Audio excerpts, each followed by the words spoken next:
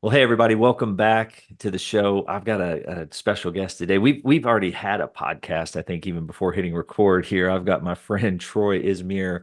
He is he's an inner transformation coach. We're going to talk about what that is. I know Troy going back as we were talking years now from the college when he came on and taught a fitness class for our students there. I've known him as the fitness guru for Mhm. years, but he's evolved. We're going to talk about this evolution. He's got such an amazing story, an amazing journey, and so we're going to dive into it. But Troy, welcome back. It's so good to connect with you, man. Jeremy, it's great to be here. It's always a pleasure to hang out with you. Yeah, we've already had an amazing conversation, and I know it's going to continue, so I'm excited to be here. Yes, sir. Me too. I'm excited to have you and to catch up. I just learned so many things. But let's go back again to the beginning of this change that happened for you. And again, when I knew you you came there to the college in hmm UBA in Orlando and taught for us, did an amazing job, and you were passionate. I remember about fitness and health. And anytime we had a an event where there was a lunch, I always felt guilty sitting next to you because you're the most amazing, disciplined eater, and still are, I know. But I remember, pharmaceutical rep, very successful outwardly, hmm obviously looking at, and I was telling you, man, when I always envied a pharmaceutical sales rep job because that Yeah. always seemed like an amazing job. So from the outside looking in, looked like everything was clicking, and then all of a sudden you said, "Hey, you're going to need to find a new instructor because I'm leaving and going to Colorado on this Yeah. new journey." Can you just talk a little bit about what was going on at that time, Right. what caused you to make this change, and just talk through that whole step of faith, really, and jumping out there? Can you talk about that? Yeah, and sometimes we need to take a look at our lives and overturn what isn't working. And sometimes it is maybe a small change, and sometimes it's just flipping your life upside down. So I chose just to flip my life upside down. Like if you're going to make a change, you might as well quit your job and move to another state and just get a fresh start. But it was building for quite some time. In fact, I was in pharmaceutical sales for 17 years, and I was in health and fitness prior to that. And I did pharmaceutical sales. My purpose was to be involved with my kids' life more. They were very young, and in health and fitness, I was working 70, 80 hours a week. So my Mhm. quality of life wasn't very good. So that's when I got into pharmaceutical sales. And it never really fit who I was. It never fit my personality. I got really good at it.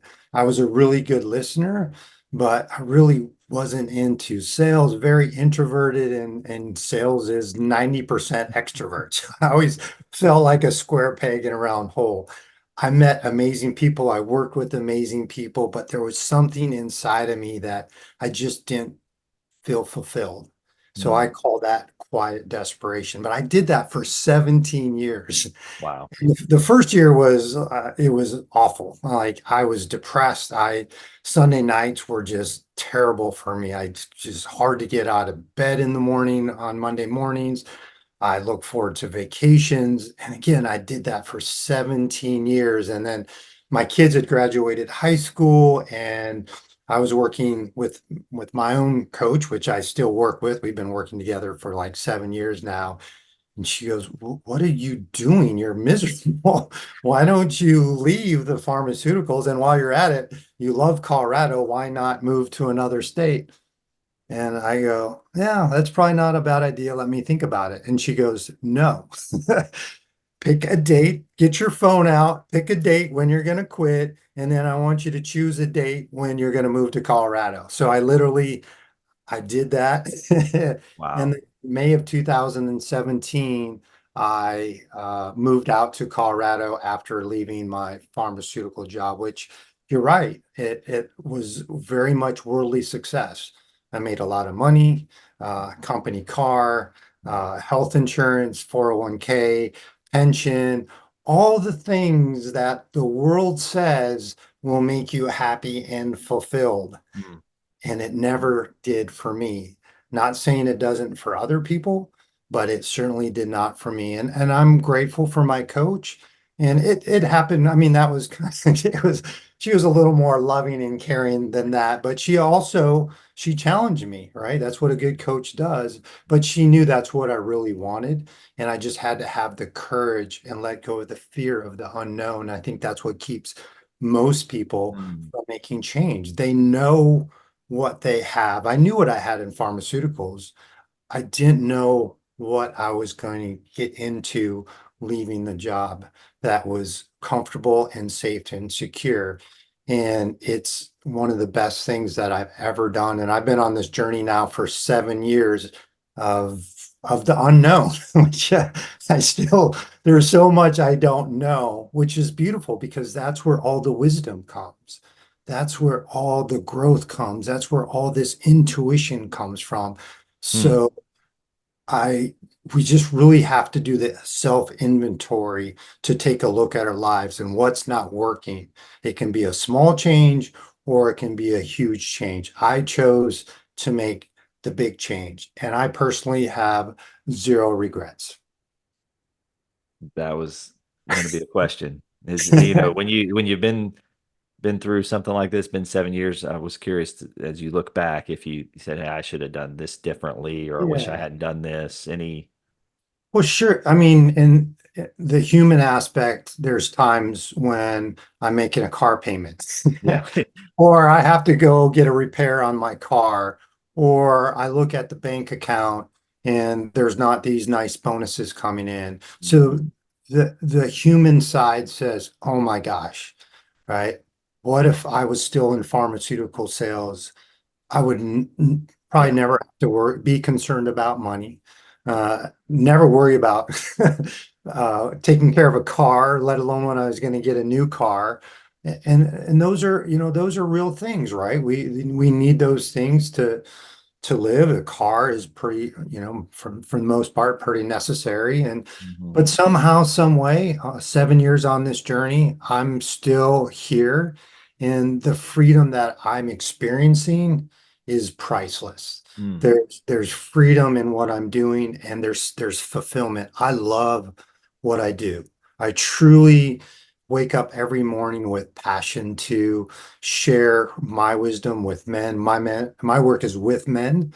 Mhm. Uh, and I really have transitioned mostly out of the fitness personal training realm. I still do some of that, but most of my work and my passion is really coaching and transforming the hearts and souls of men, helping men do deep soul work, helping them understand the truth of who they are so they can live this life that feels authentic to them.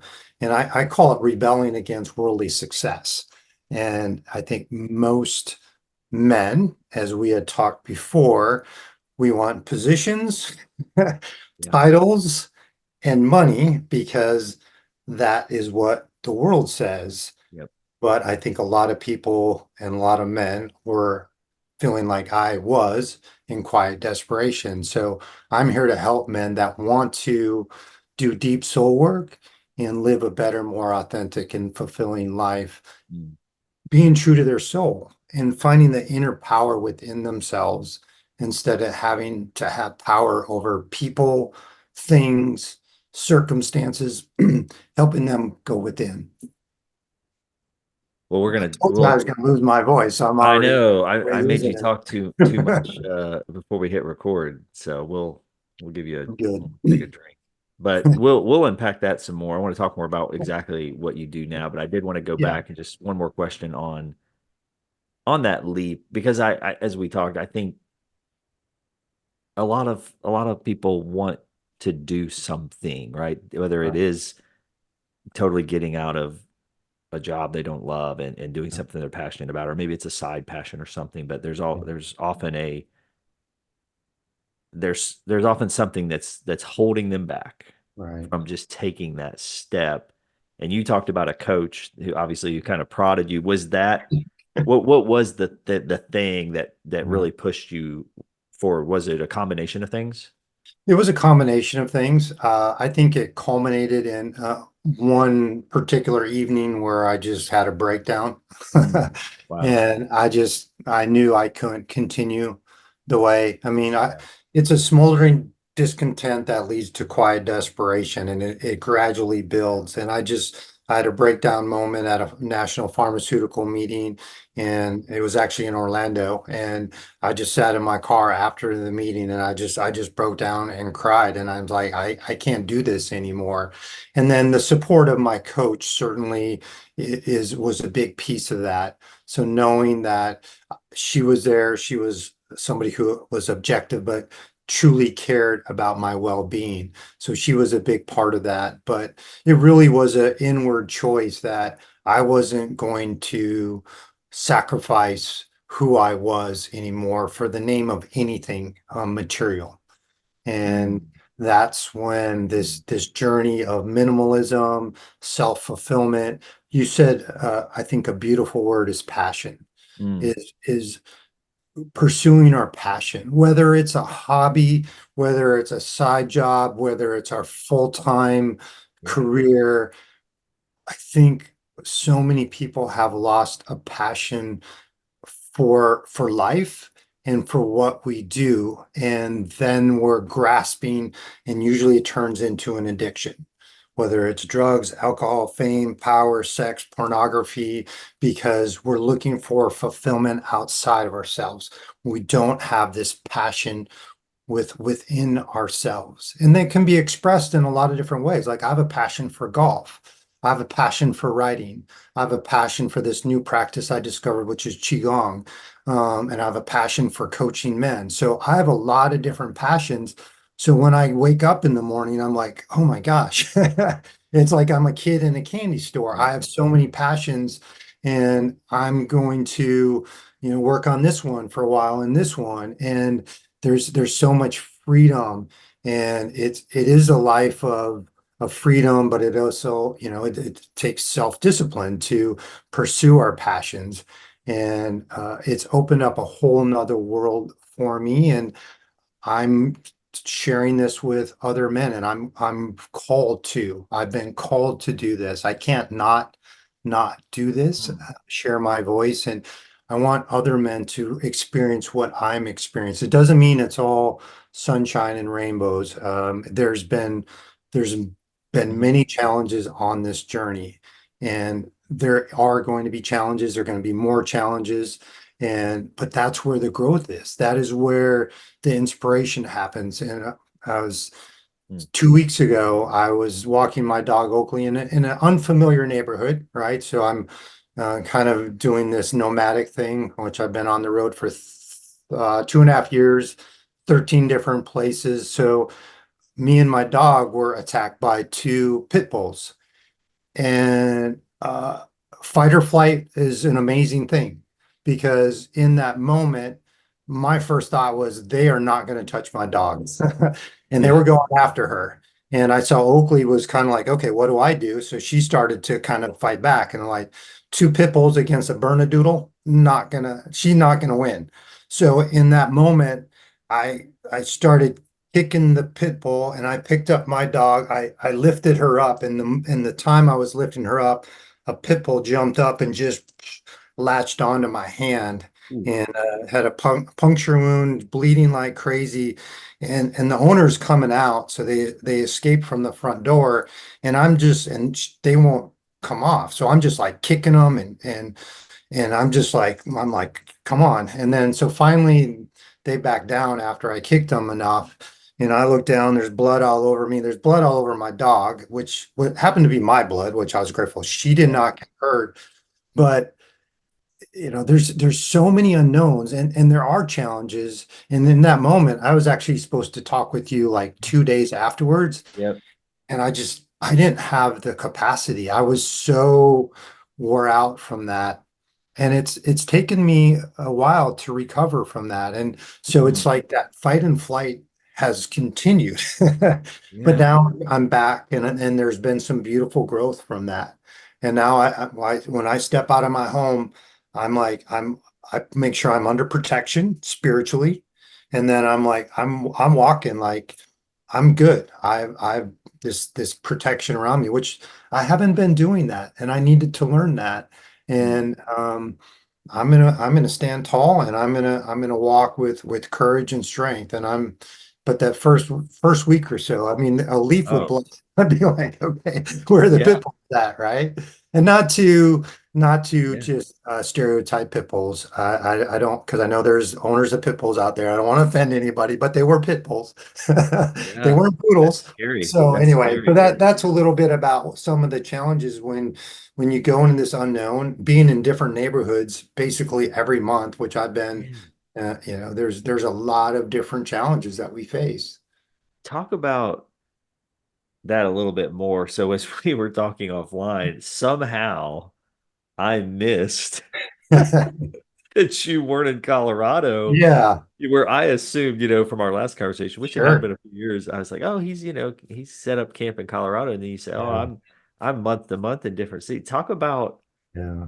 just why, I guess, what caused you to want no judgment. I want to Yeah, understand, like, why? Why would why you did do you say, this? hey, I want to go from these different cities to different Yeah, states because you're in Florida now, yeah, and and what's that been like? And what is that? I guess what have been the positives of that? Just talk a yeah. little bit about that. Well, part of my dream when I left pharmaceuticals was beaches and mountains, right? The best of all worlds. Yeah, I grew up in North Dakota, don't love winters anymore. Obviously, Colorado has winters. yeah, Little hot in Florida in the summertime, right? yeah, So yeah. Colorado summers, I've always loved being outside, hiking, biking, playing golf.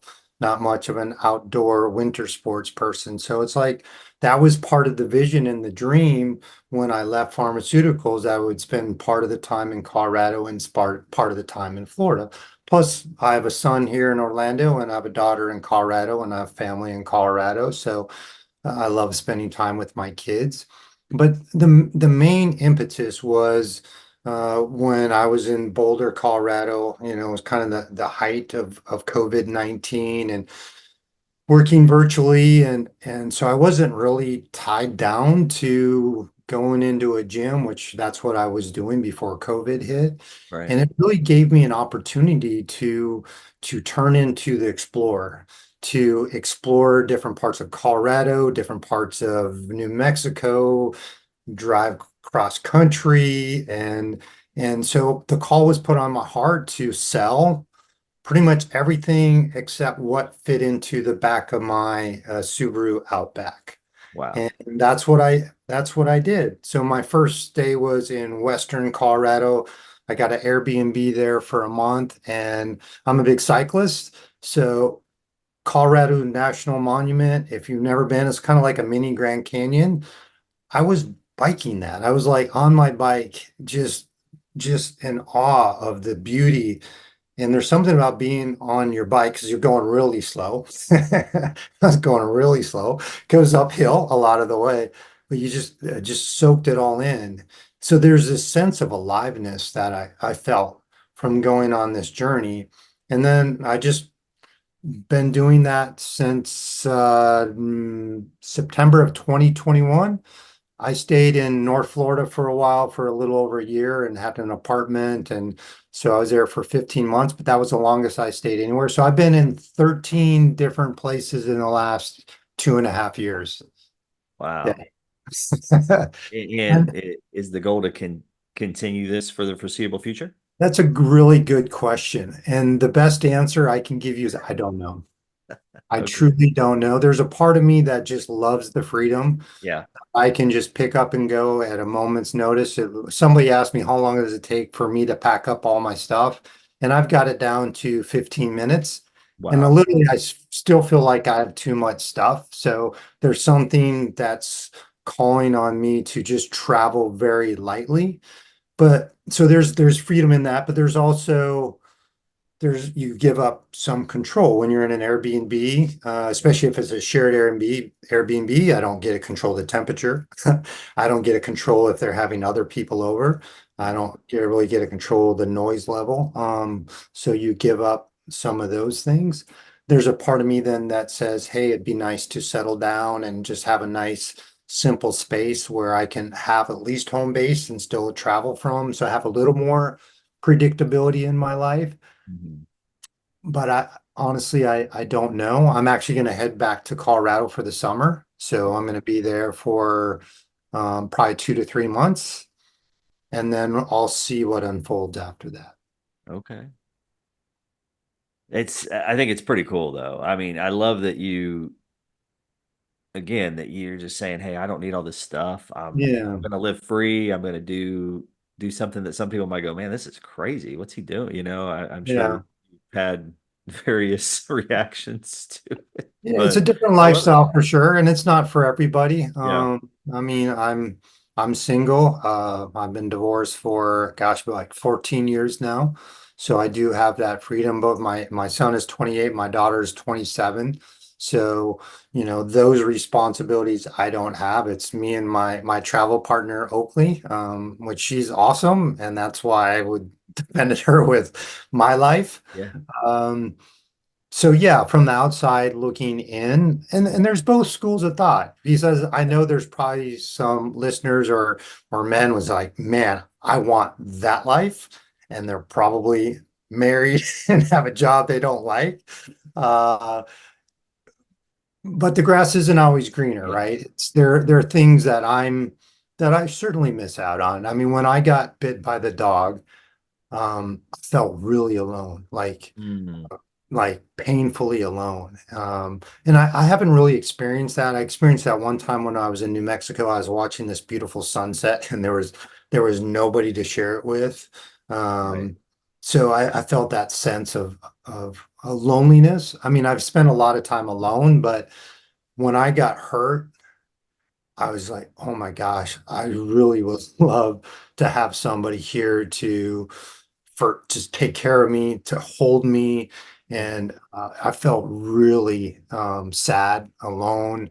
Um, I called my daughter twice that night, and I just bawled. I mean, and she's amazing. She's super sweet. She's got this empathic heart, and so she got to hear her dad be very vulnerable. And Yeah. so it's not all that it's not perfect. It's not No. perfect. No. So I think the key is to find this contentment, Yeah.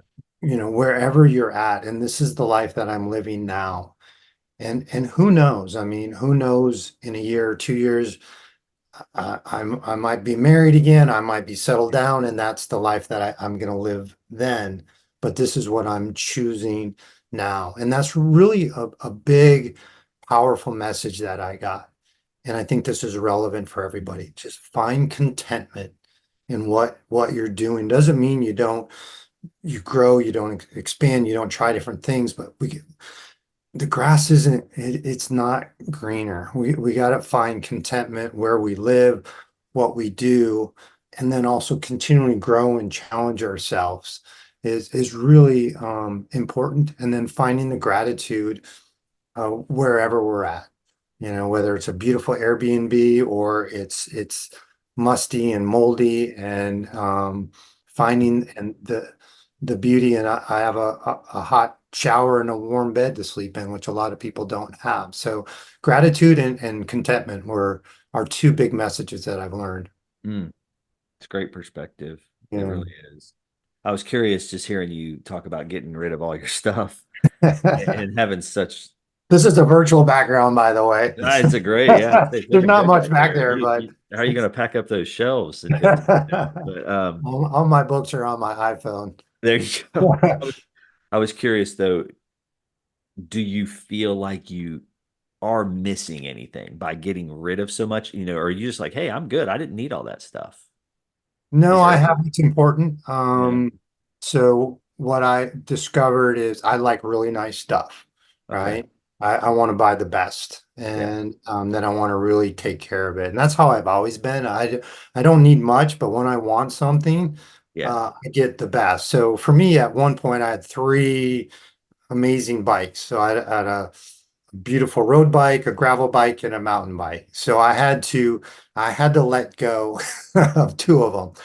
I Uh, gave my mountain bike to my daughter. I sold my road bike, which oh, that was really hard to do. That was my baby. That was one of my passions, but as we know, the roads are a little less safe now. So I kept my right. gravel bike. So I have a gravel bike, I have golf clubs, and then my clothes and my computer. and then workout equipment, which is basically now bands and tubing and a TRX suspension trainer. So I have a gym in a bag, and that's pretty much everything I travel with. That is, it's kind of remarkable. I'm gonna be honest. I'm gonna say I'm at a loss for words because you just think about in America, especially, Yeah. just the amount of things we have. When I look in my garage, I was in Yeah. there earlier. I'm just like, I feel like I need to get rid of some stuff. Yeah. It's Too much. freeing. It's really when I started to downsize, declutter, Mm, clean out closets. mm, It actually what happens is it cleans out the mind. yeah. It's a representation of decluttering our mind. It's not about the material stuff. It's about what's happening in here. And the more we declutter our mind, the more we're open to spirit speaking to us. So when we have all the stuff and we're kind of distracted by things, we can't really connect with the truth of who we are. And there's nothing wrong with things. I enjoy stuff. I enjoy my bike and my golf clubs, and I got a new computer, which is great. So it's not, it's also, it's a lot of it's the attachment to it. And we hold on to stuff that we don't really need anymore. And I think that's the big message. Like, if you're not using it, you don't need it, and you just look at it and it's like, oh, I should get rid of that. Start cleaning out your stuff. Donate it, sell it. It was very freeing. It's hard to describe. It's almost like a euphoric feeling. Yeah. Once you start, it's almost like you can't stop. Hmm. Wow. So there's your challenge, I Jeremy. love it. I know. I'm with you. And you're right. I'm even in the times when I've done that at a small level where I Yeah. have gone through and said, oh, I've been hanging on to this stuff for years. What? Because there's always those things you're like, oh, but I might need it one Yeah. day, and you Yeah. probably don't. And Yeah. but getting rid of that, whether it was donating, selling it for a few bucks or just whatever, it is freeing. It is Yeah. freeing. So I think I can definitely resonate with that. Yeah, and I think we all want to feel free. I think Yeah. that's in every person's heart. I know especially men, we want to feel free. We don't want to feel trapped in a life that we aren't really happy. And this Mm, life it goes by fast. We were kind of talking yeah. about how quickly, time is going by. And for Mm, me, I want to really embrace the present moment. I mm, want to have a life that's full of joy and fulfillment, full of experiences. I've met so many amazing people on this journey that I never would have met, living with people that I've never met. I remember um, staying in Winter Garden here in Florida, and so I've been doing Airbnbs, no reviews, so nobody had really stayed there. And it looked like a really nice house, which it was. It was like a mansion. It was $1 million home. wow. But I just like, I mean, I was nervous. Like my stomach was like really upset. I'm like, what am I getting myself into? So I finally like, oh, okay, I'm gonna go do this. And then so the gal answers the door, and as soon as she answered the door, she just had this beautiful smile, and she was so friendly. It was her and her two brothers. And they were Hispanic, so they spoke Spanish and English. The two brothers, one didn't speak great Spanish, but they brought me into their home. Like I had full access to their home. Uh, it- and they loved Oakley. I kind of joked, they wrote a review and said, we really like Troy, but we loved Oakley. But I never would have met them. And I mean, we just became friends. So we'll be connected for the rest of our Mm, lives. And it was beautiful. But also I was living in somebody else's home, and they would have people yeah. over, and they Yeah. and family, Yeah. which is beautiful, and they're all speaking Spanish. And it's funny, I was kind of in my back room, at a back room, and I spent a lot of time. I'm pretty introverted, so writing and reading and stuff like that. And there and this the one of the um the girlfriend of one of the son or brothers said, she's like, "Are you okay? You spend so much time in your back room. You need to come out here." I'm like, "No, I'm actually very happy. I write, I work with my clients, I read, so I'm good." She was so worried that I was like alone in that room, and I'm like, Oh, "No, I'm actually very happy." very So happy. Yeah. yeah, What a neat experience though. Yeah. yeah, it's been good. To It's been to good. to meet people, to Yeah, see new things, to I think you touched on it. You said it so many times, the freedom. That's what I hear. I hear yeah, freedom and where there's freedom, there's this, discretion with how you use your time, where you yeah. go, what you do. And I hear that as this theme that's been going for years for you, which is Yeah. just wonderful. But I did want to say, if you do settle down here, I have this vision. I'm just going to share it with you, man, that I see you in a tiny house. Yeah, it's funny I when I see you in a first, tiny house. I've explored it all. Tiny house, van life, RV life, Yeah. all that stuff. For me, what I see as a possibility is kind of a 700, 1100 square foot Uh-huh. home, nice little backyard, but a very peaceful kind of oasis where Okay. I can do my meditation, my writing. I wrote a book, a poetry book, which I never thought would have Wow. ever evolved. So when I was in North Florida, I really kind of buckled down and wrote a book of poetry. So that was a part of myself that came out on this journey. That's self-published on Amazon, so Mhm. that felt really good. But yeah, there's I don't want to limit myself, so I'm really staying open to. Yeah.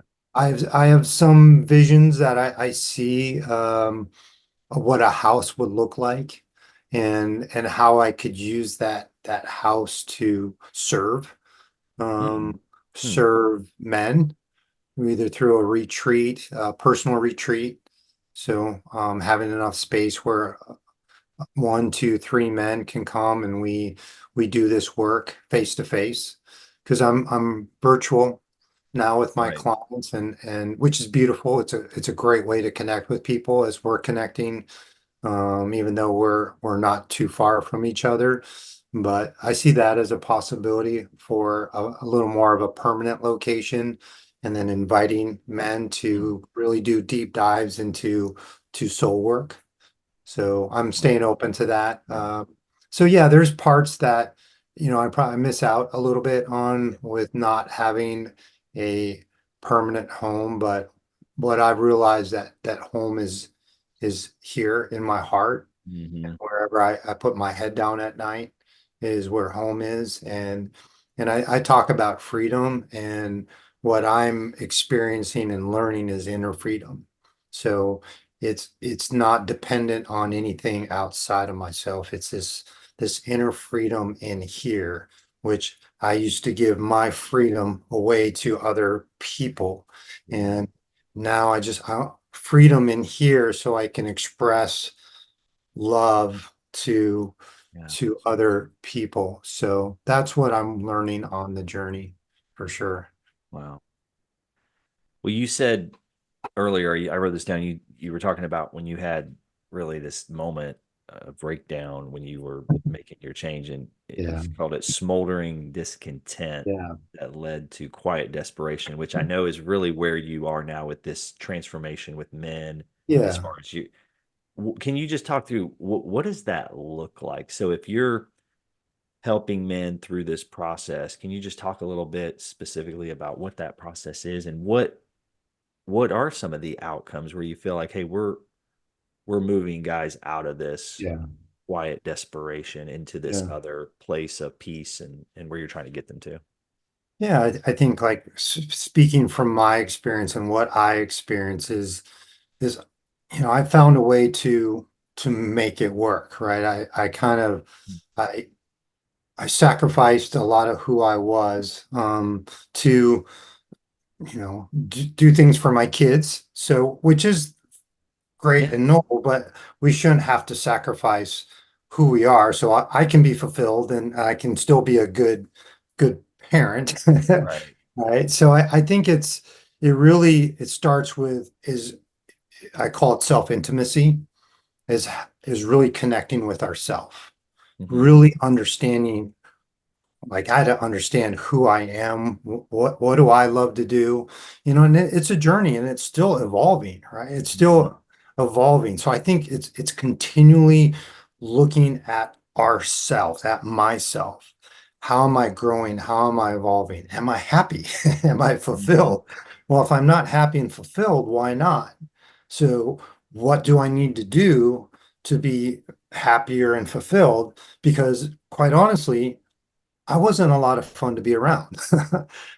I was sad. I was a little depressed. I didn't really strike outward. I Yeah. wasn't more anger out. It was more anger inward. I wasn't joyful. And it's like, that's not first fun for me. And second, it's not fun for other people to be around me. And people felt that. It's a really toxic energy. I mean, it wasn't awful. It wasn't like that all the time, but I mean, I think what I do with men is I help them to have a deeper understanding of themselves. And I call it just discovering your unique expression of energy. We all have our own thumbprint. There's no two thumbprints alike. There's no expressions of energy alike. And it's being true to who we are. It's being authentic, right? I've discovered a practice of Qigong, which most people in the Western world, they know what Tai Chi is, it seems like, but Tai Chi is actually a form of Qigong. So it's basically working with our own energy. And most of us are not skillful in working with our energy. So it's a way of transforming stress into vitality. And, I found that I love this practice. It's a moving meditation and it's allowing my body to just kind of flow. And I played football in college. I was a bodybuilder, a hardcore cyclist, all these like, you know, and which is great. But now I'm finding, hey, I can actually just allow my body to move, but be a little more gentler, kinder. I didn't know that about myself until I crashed on my mountain or gravel bike 3 times. And I'm like, okay, the universe has given me a message. Let's find a better way to exercise. So I think it's really going on a journey of self-discovery. It's Hmm. allowing ourselves to explore who we are. And for me, it was a radical shift in quitting my job, moving, and then selling all my stuff. And that's what I was called to do. But it's really just sitting still and asking questions. Well, who am I? Where am I? And what do I want? Yeah. It's that, and then listen to what shows up. You can say God or spirit or divine. Listen, and how are you created? The Hmm. first word that I said was ball, Ball. Football, basketball, baseball, all the stuff. I love that stuff. And now I love golf, right? So why would I deny myself something that I'm passionate about? That's how I'm wired. I'm an athlete. I love to move. Um, and it's not bad, it's not wrong, it's not if you're neglecting your duties at home, but we should still be able to go play golf as long as we're there for, to take care of our kids and help out around the house and we're doing our work. We've got to uncover our passions. For me to now express as a writer, it feels amazing. So this, we've shut so many parts of us down, Yeah. and we gotta reconnect with the truth of who we are. We gotta, and it takes exploration, right? Just kind of like you have gone through your own journey. You were at Palm Beach Atlantic, you were very immersed in leadership there, and now you're finding a whole nother part of yourself that you probably wouldn't have discovered if you were still there. And Yeah. now look, you're doing a podcast, and I mean, just exploring. And that's what we should really be doing, is continually growing and expanding, and we stop dreaming.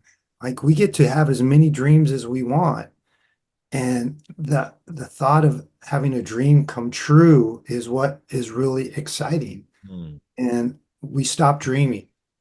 we should never stop dreaming. And then, well, as we talked about Hmm. before, then we have to take steps towards the dream. It's inspired action. It's like, what am I called to do? And it doesn't matter if you accomplish the dream or not. That's irrelevant.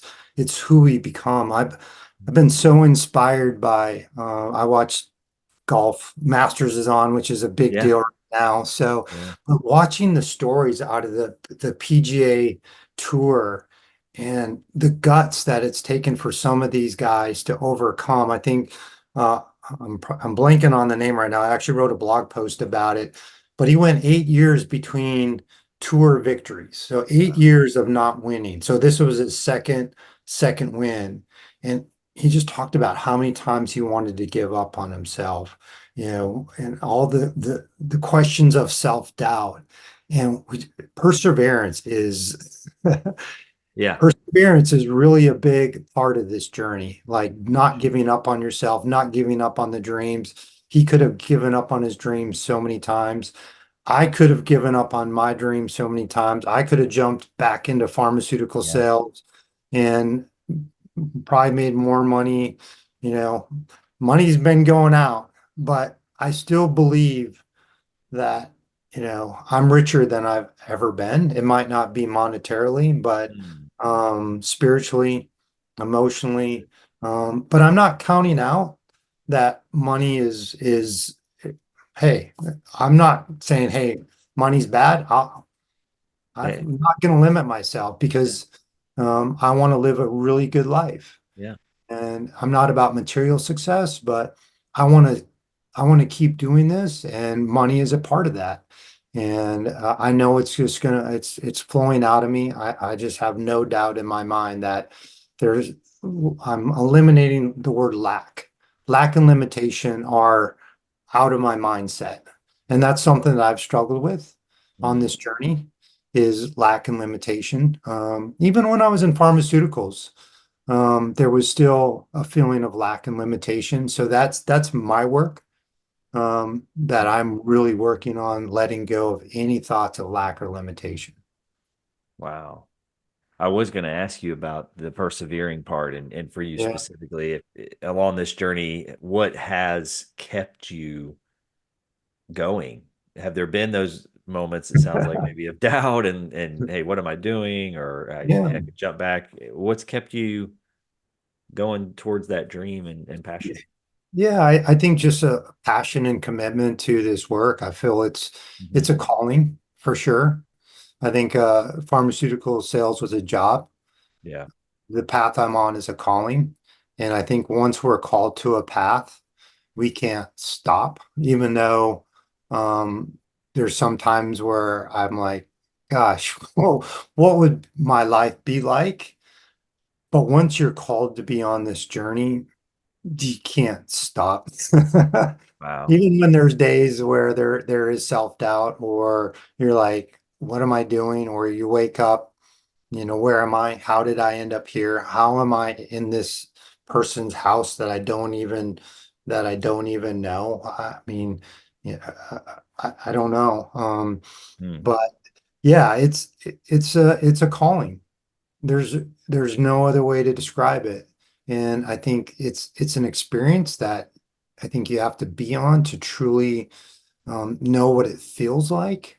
Um, but I would say if somebody's feeling, I would say trapped, bored, complacent, restless, dead on the inside, don't feel any purpose, don't feel any passion, to really stop and take a look at Hmm. yourself and start to, you said the word reimagine. I love that. Hmm. Reimagine your life. Hmm. And what is one step that you can do to reimagine your life and take that step? It might be something around fitness, it might be something around your job, it might be something around volunteering, it might be something around parenting or being a better husband, it might be just listening, being a better listener to your spouse. That can be transformative. And we think it's got to be something. And I was Yeah. with one of my clients and we were talking about listening. And I believe me, when I was married, I wasn't a very good listener. And that's something that I really had to look at myself. It's easy to listen to my clients, but I didn't listen to my wife Mm. at the time very well. And I can see that now. It might be just listen to your wife and care what she's involved in. Even if you don't really care, just know her heart, right? And so it might be that might be transformative for a marriage. So it doesn't have to be something crazy, Yeah. but it does need, we do need to take a personal inventory, and then we do need to take action, and we do need to change. And I'm a coach, and we can't do it alone. Yeah. We can't. We need a coach, and we need spiritual wisdom and intuitive wisdom, and then we need to surround ourselves with community Mm. for sure. 100%. That's what Yeah. I was just thinking is when you're talking is I think there are a lot of us have good intentions. Yeah. You know, I've got this desire. I want to do this. Well, again, it could be big. It could be Yeah. quitting a job and going and doing something like you've done, or it could be a small step. Hey, Mhm. I need to get better in this area, but without maybe somebody encouraging you, challenging you, walking with you, it's easy to abandon that intention Yeah. and just, you know, I'll kind of do it walk away from it, tomorrow. Yeah, I'll do move it. on. Yeah. Complacency, it's easy to do. Procrastination, it's easy to do. And then it just you don't feel good about yourself, right? And then it's Mhm. kind of it's a continual cycle. And again, and then that's when the addictions start. That's Mhm. when looking outside of yourself for to to fulfill yourself. And that's a big problem in our world Mhm. today. It's a really big problem. Addictions for men are Yeah. and aggression, violence, the war-torn countries that it's happening. Mhm. We need to really take a look at that. And it starts first with me, first and foremost, doing my own personal inventory every single morning, every single night. What do I need to do? What do I need to transform in myself, heart and soul, so I can bring my energy to this world to be the light, to be the light of the world, to shine a light brightly instead of bringing darkness into the world. And I got to do the shadow work. Got to do that work in here and look at the dark side and then allow it to show us the light. Right. So that's part of the work I do with men is we got to do the shadow work. We don't want to get hung up on it. We don't want to get fixated on it, but we want to learn, we want to heal and continue our healing so we can go out in the world and share our peace with people. And Mhm. that's how we transform this world. That's how we overcome all the wars and the sexual violence and abuse that's happening. Um, and I will say by men. Mm. Indeed. Yeah. Well, I was thinking and hearing you talk because there's so much there, to we can unpack. And I, I love that you said looking at yourself. I think Yeah, it's you all know, starts imagine there. if all of us, regardless of what we do, who we are, what our position is, if we all continually had that posture of let me step away from this situation and evaluate me, Yeah. my thoughts, my actions, my words, my motivations, my intentions, everything, and really just constantly be in this state of reflection and Yeah. saying, hey, where can I improve? Where can I be better? How can I? Because I think a lot of times we focus on things we can't control, right? Outward stuff, other people. Yeah. And it's, man, let's focus on me, what I can control. Yeah, if you want to take a radical shift in your life, take 100% responsibility for everything that is going on in your life right now. Hmm. 100%. And that's a radical shift. So when I got bit by the pit bull, I'm like, what was my responsibility in being attacked by a pit bull? Two Hmm. pit bulls. that was an eye opener. And that's a radical way to look at things. What did I do to bring on um, these attacks? Now, it would be easy to be the victim, right? Yeah. And of course, that's where my mind wanted to go. I was innocent. I was actually across the street. I wasn't even close to that house. And the lady came out because my dog was like rolling around just having fun on the grass. And the across the street, she goes, "Is your dog all right?" I said, "Yeah, she's having a party." So she turns to go back in the house, and then one and then two pit bulls. Ouch. So then I'm like, okay, what was my responsibility? And I really looked at that. And it's hard to take 100% responsibility for. And I chose to go down that street. My eyes were attracted to these beautiful homes. And I'm like, like, oh wow, those are amazing homes. Hmm.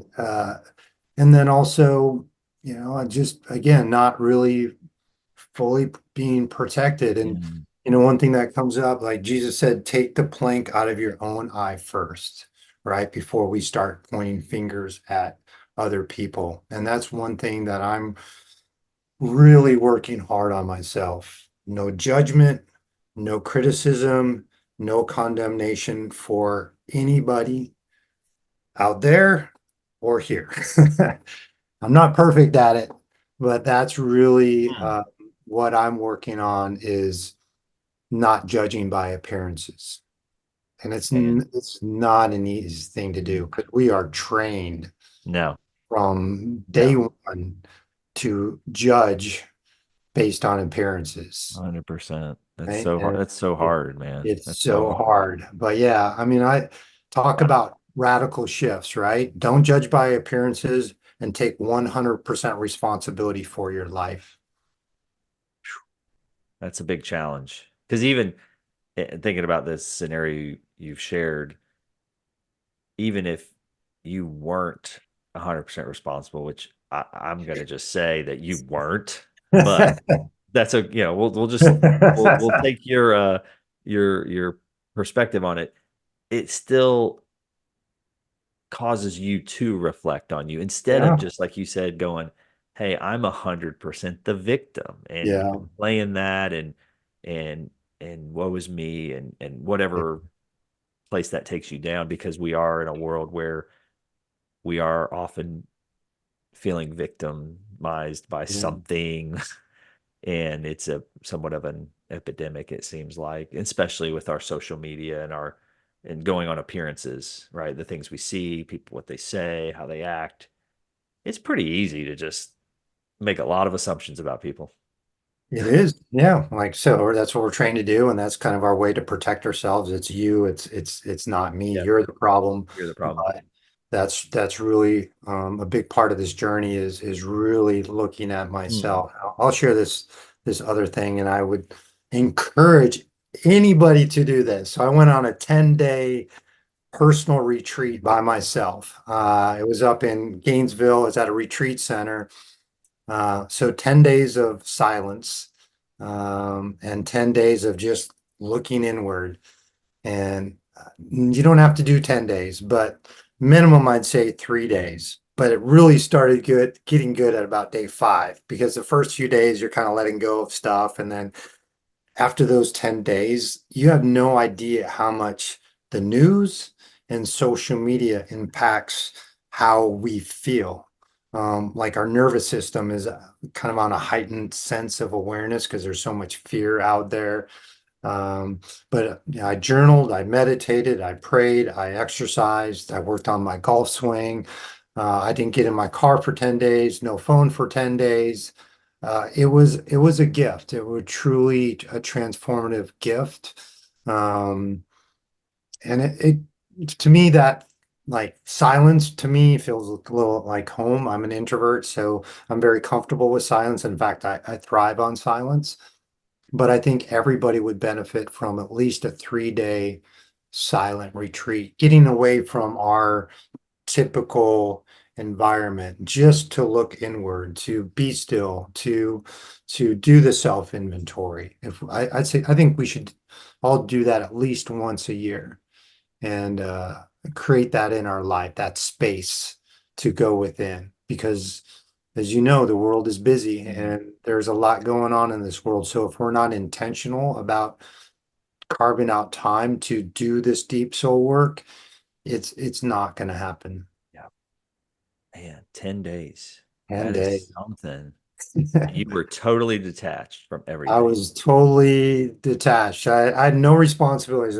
My dog wasn't even there. I got all my food for 10 days and I was in a beautiful kind of wildlife refuge, and it was peaceful. It was just me and connecting with God, and I did a lot of journaling, a lot of writing.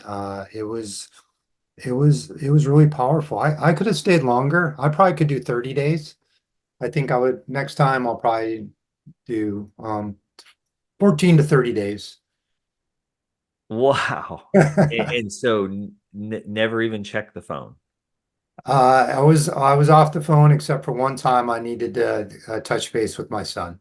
Yeah, I was thinking just, and if you checked in, Yeah, they gave him emergency numbers where the yeah. guy that ran the place, they both my sister and both of my kids had an emergency Okay. number. There was Okay. I did need to connect one time with him, but other than that, it was Amazing. it was no phone. And that right there there's freedom there. Yeah. And we have no idea. We get used to the fear-based Yeah. news and the social media, which is mostly advertisement now. And there are some good things on social media, so it's not all bad, but I think we have to be very careful of how we use social media and how much time we spend on it. Yeah. Well, that's a great Yeah. challenge. I think that is powerful and amazing. Throwing a lot of challenges out. You have. I've got a whole list here I've written Yeah, down. you gotta clean out your garage. Man, Let's see, what else? Do a personal inventory, 10-day yep. retreat, Retreat. I've got take 100% responsibility for your life. 100%. We've got a list going.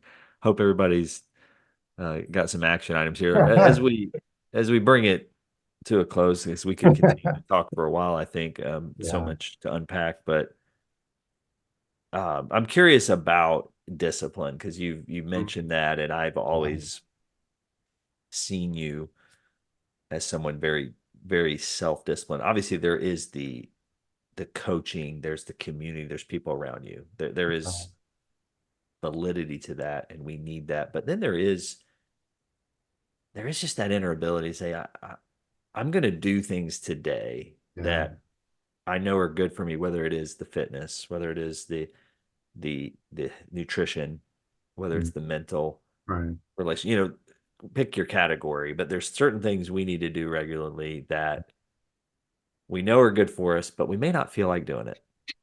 Someone always said to me years ago, work by habit, not by feel. Yeah.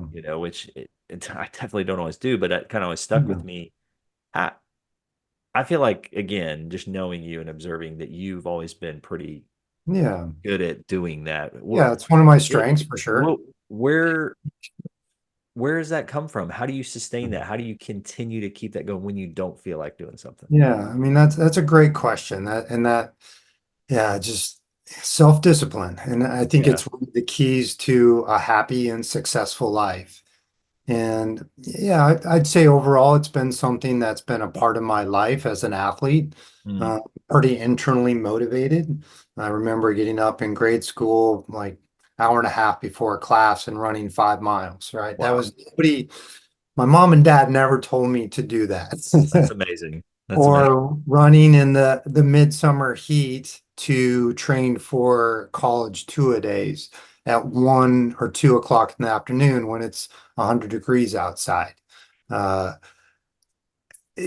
yeah, I mean, it's something that I think as an athlete, but now applying it to which I consider myself a spiritual athlete.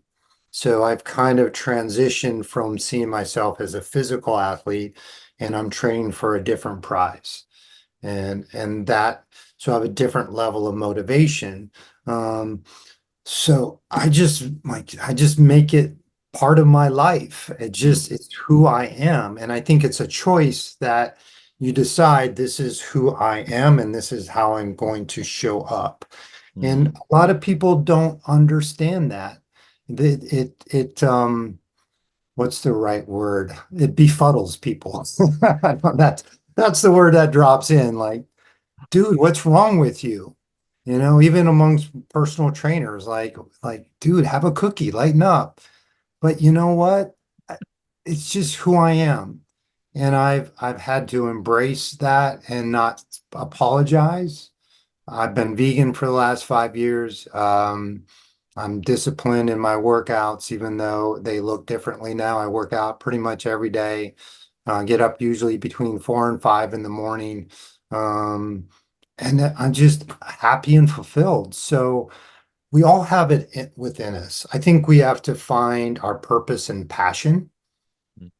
And when we do, self-discipline is easy because it's inspired, because it's who you are. When we're not fulfilled, when we don't pursue our passions, it becomes work. I have to. It's not a get to. My life is a get to, and I've created my life as a get to. I've created the freedom in my life to write, to play golf, to do the work that I love. So I've worked hard to create this lifestyle, and it's not perfect. It is not perfect, but I'm going to make it as best as I can. And I'm going to practice self-discipline every single day so I can be my best and I can show up on your podcast as my best self, not being perfect, but sharing what I've learned. And I can only take men as far as I'm willing to go. And I feel like I'm just scratching the surface. I Mm. feel like I'm just starting on this journey. I feel like I'm just stepping into the truth of who I am, and I can voice who I am and not be afraid or worried that of befuddling people, because this is the life that I chose. It works for me. And you got to find a job that works for you, or a life that works for you, and a job and a passion and a hobby and whatever that is. It's your journey. You find your way. And if you're not happy and fulfilled, you better make a shift, or else you're going to live a miserable life. And you know what? The people around you are going to be miserable too. And they deserve better than that. Mm. Yeah, and I did that to people, and I don't want to do that anymore.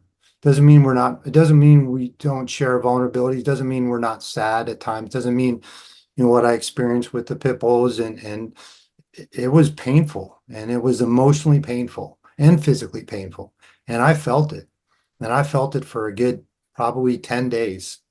And that only happened, I think it'll be 3 weeks on Monday. Mm. And it was a gift. It was a gift. Wow. And there's an inner strength that I didn't have before that happened. So yeah, Wow. self-discipline, find your purpose and passion, and self-discipline is easy, Mm. or it gets easier anyways. It's powerful. It is, man. It really is. And I'm always inspired Thank by you.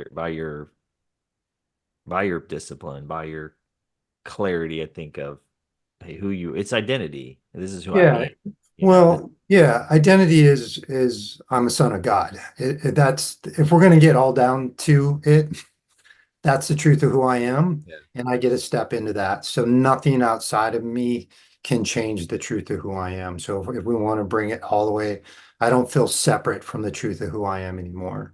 If we want to boil it down, we could have just done a 2-minute podcast.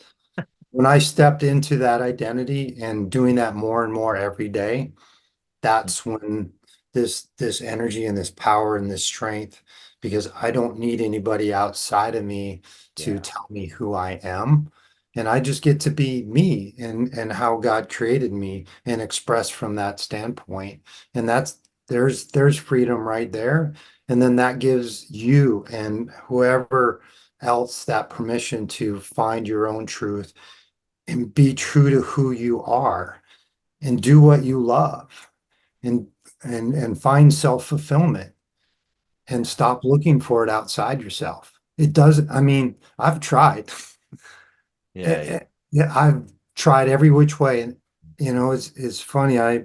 Something that I wanted so bad, like I had spelled out to a T. I won't go into the details of what it was. Like these 8 things, and I got it. And it wasn't what I thought it was going to be.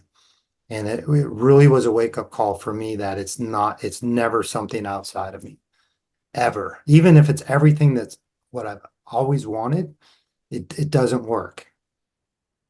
Hmm. I think that's a great way to wrap all this up, man. Yeah, and we've had so many great insights and challenges and just takeaways. And so I appreciate you, man, really just coming and sharing and being vulnerable, being open. Yeah. I know I've taken a lot away from it. I know others will as well. So as we wrap, any thoughts on how you want people to connect with you to find out more about what you're doing now? I know you're still evolving, but Yeah, in it's the same funny that time, you say that because where I'm at now is probably going to change tomorrow, but I do have a website. It's troyismir.com. That's probably going to change. But you can probably Google me at some point and it'll pop up. But I am a little bit on social media, not a whole lot. Really, if you want to reach out to me, it's troy@troyismir.com. That email might change, but I'll make sure I can forward that to me. But yeah, the world of Google, you'll be able to find me find somehow, you. some way. But yeah, I'm just really inviting the new possibility for men to discover their own truth for themselves, to live a life of fulfillment. There are other paths to take. And I think it all starts with discovering the truth of who we are. And that's a new possibility right there. Letting go of how the world defines success and finding what makes you happy and how do you define success for yourself so Mm, we can walk around happy and fulfilled, sharing our peace, and ultimately to be the light of the world is really what this work is all about. awesome, man. Appreciate you and thank you for sharing with us, inspiring Yeah. us. We just look forward to seeing this journey continue to unfold Yeah. and all the people you'll help, man. Yeah, I appreciate it, Jeremy. I love what you're doing. I love that you're back podcasting again. You have a heart for this. You Mm. ask great questions, and I can tell, you're listening and you truly want to dive deeper. And I think that's a great trait. So Thank you. keep doing what you're doing because we need these messages out there. And so I applaud you because I know it's not easy either. So thank you. Thank you, man. Appreciate that.